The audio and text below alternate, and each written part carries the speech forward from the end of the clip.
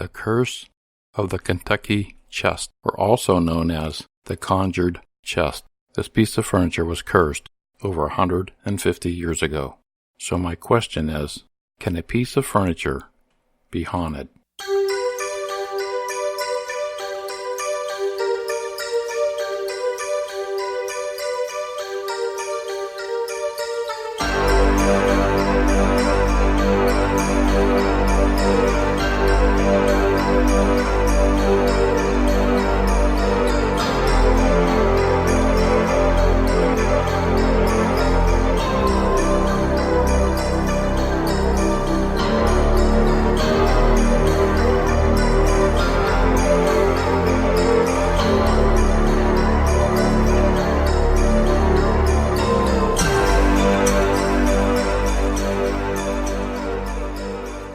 Hello, I'm your host, Al Cooley, host of Ghost in the Valley. I welcome you back. Today we have a really good story, and this goes way back, over 150 years ago. It's taken from the book Flapdoodle, Trust, and Obey. It was written by Virginia Carey Hudson. Virginia was born in 1894. She died in 1954. I found it a little strange because the year she died was the year I was born. The story is based on Jacob Cooley. And since I'm a Cooley, I looked some of my family tree, and I found that we go back to about this time, as far as back as I can go. And I do have Cooley ancestors that were plantation and slave owners. So it's kind of interesting, and it's around the same period and around the same location. So I'm I was a little put off at first when I first came across the story. My sister brought it to me a couple weeks ago and asked me if I heard of the Conjured Chest. I told her no, I didn't. But after investigating and digging into this, I was kind of surprised that of all the twists and turns the story took and the cursing of this chest, it's very, very interesting.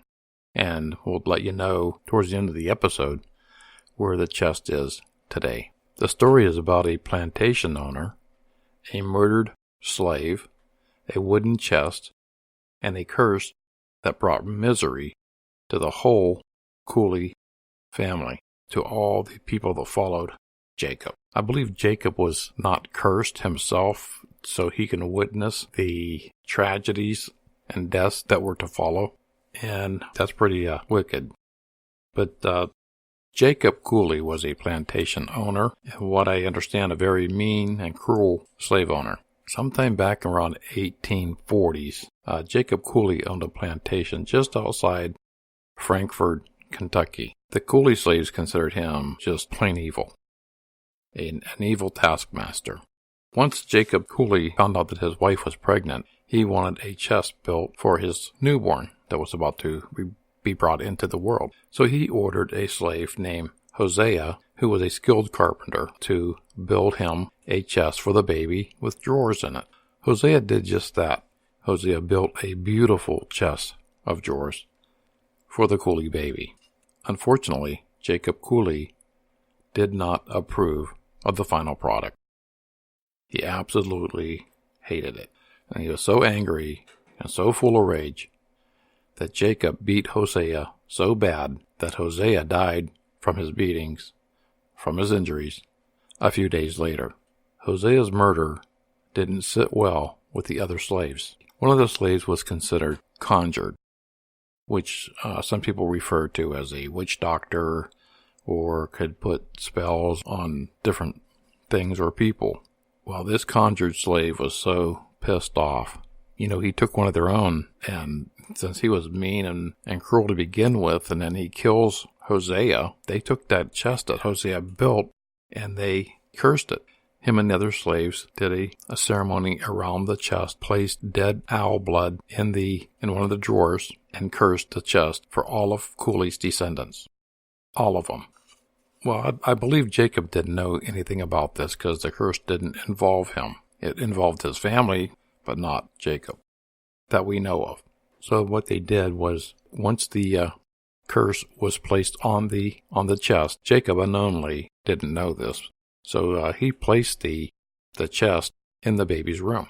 I don't know, it was for maybe he felt bad that he killed Hosea. I doubt that. Or he just didn't care, and baby needed a chest, so there it is. I mean, anyway, the chest was put back in to the baby's room. Well, then the baby came along, and naturally there was baby clothes and items put into the new chest, the cursed chest. Soon afterwards, a few days later, the baby died. There you have it. Death number 1.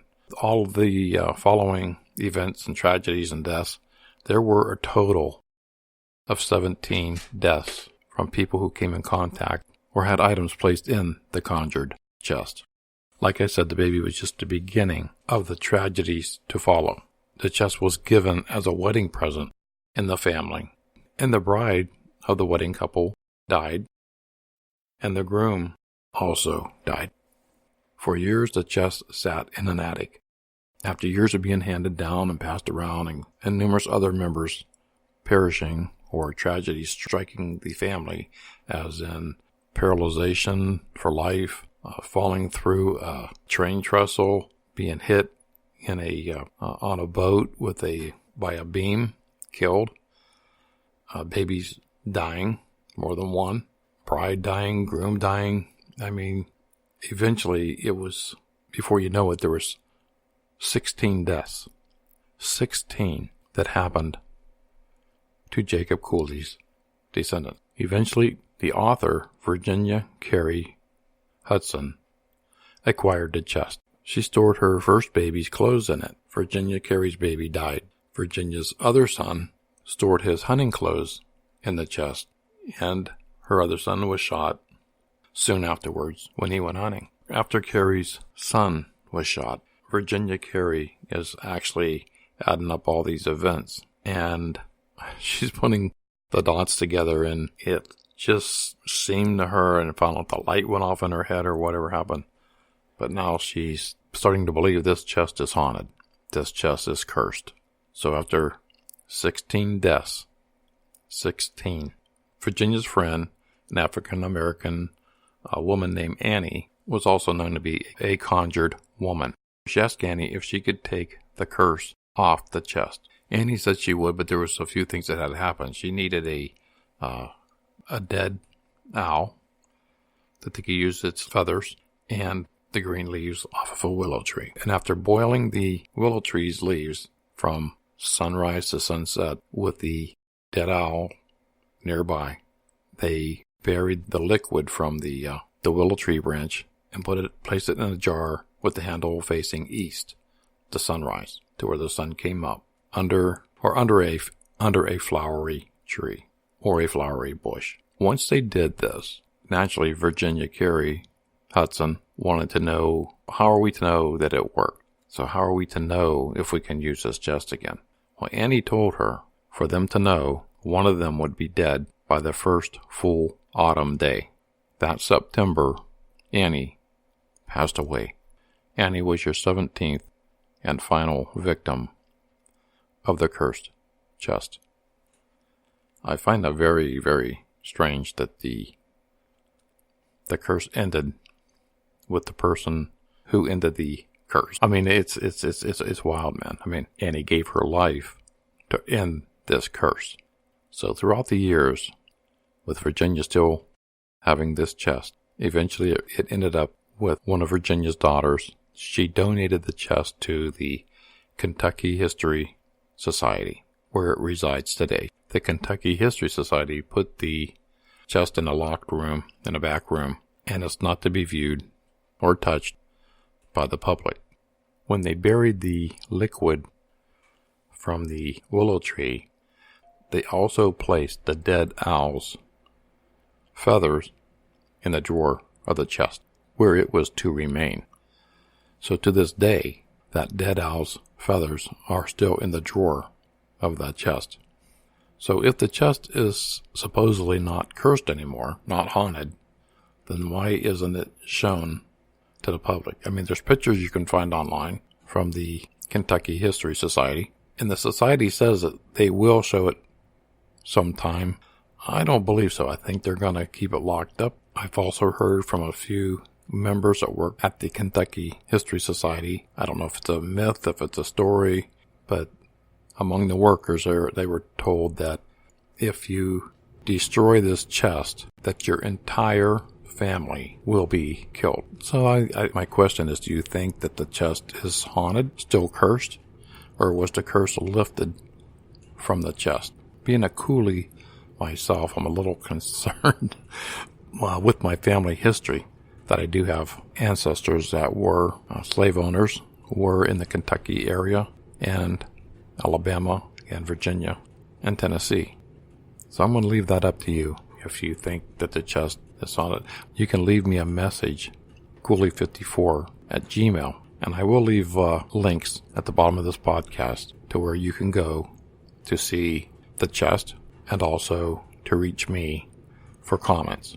We'll see you in another 2 weeks with another great episode of Ghost in the Valley.